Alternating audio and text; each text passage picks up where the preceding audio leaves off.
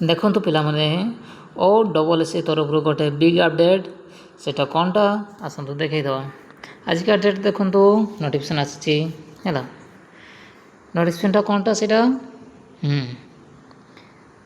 ହେଉଛି prelim examination combine post graduate level requirement যেটা ହେଇଥିଲା ହେଲା CPGL ହେଲା 2025ର। ଦେଖନ୍ତୁ ତାର ମୁଁ ଦେଖେଇ ଦେଉଛି ହେଲା PDFଟା এইটা ଅଛି ଦେଖନ୍ତୁ ସେଇଟା କ'ଣଟା ହେଲା। ହଁ ଦେଖନ୍ତୁ ଏଇଟା କ'ଣ ଲେଖାହେଇଛି notice regarding final answer key of the prelim examination combine graduation level requirement held କେବେ ହେଇଥିଲା ଦେଖନ୍ତୁ 19/4/2026 ମାନେ ସଣ୍ଡେ ଦିନ ହେଇଥିଲା।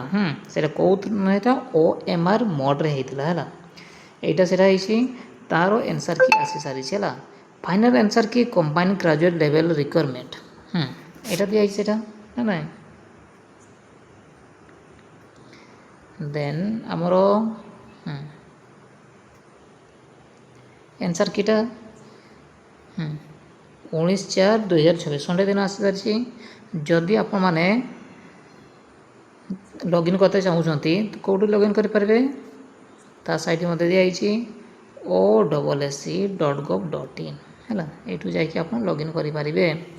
ଏଇଟା ତା ଲଗ୍ଇନ୍ ଆଇଡ଼ି ଦେଇକି ଏଇଟା କେତେ ପର୍ଯ୍ୟନ୍ତ କରିପାରିବେ ଦେଖନ୍ତୁ କ୍ୟାଣ୍ଡିଡେଟ୍ କନସର୍ନ ମେ ବି ସି final answer key by using their user credential till 15/5/2026 ପର୍ଯ୍ୟନ୍ତ ହେଲା।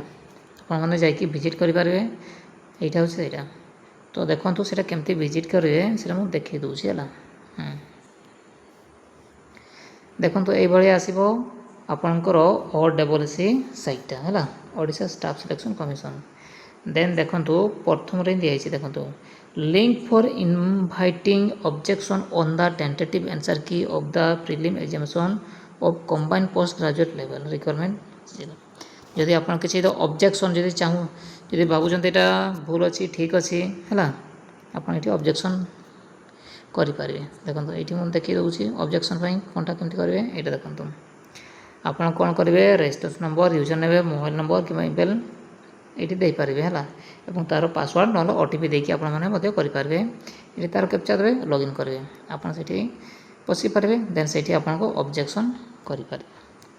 এইটা ଥିଲା କିଛି ଇନଫର୍ମେସନ୍।